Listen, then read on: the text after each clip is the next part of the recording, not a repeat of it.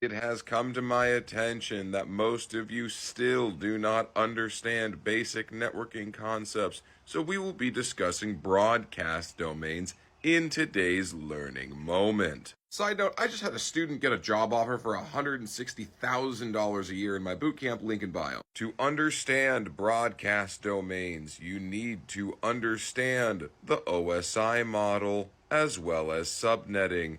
Those videos are included in this playlist down below. When you have a subnet or a smaller portion of a network as an isolated network known as a subnetwork, what makes that a subnetwork is it has an independent broadcast domain. The broadcast domain necessarily is what allows all devices on that broadcast domain to communicate with each other. For if they could not communicate with each other, one would not be able to broadcast messages to all the rest. But notice, just because you have a machine on one broadcast domain and another machine on another broadcast domain does not mean that they cannot necessarily communicate with each other, but rather they do not receive each other's broadcast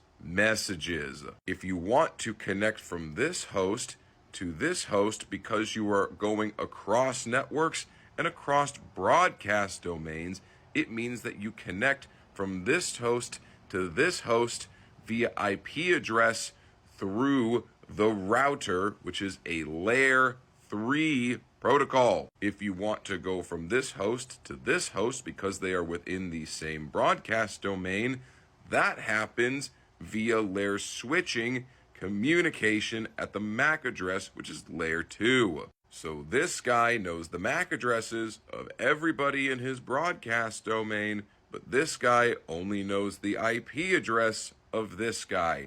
And if this guy allows this guy to talk to this guy via IP address, then they are allowed to do so. This is essential for both security and functionality, because if everybody on the network is on one broadcast domain, that means you have a flat network, which is bad. I hope you have enjoyed this learning moment. Questions or comments below. Follow for more.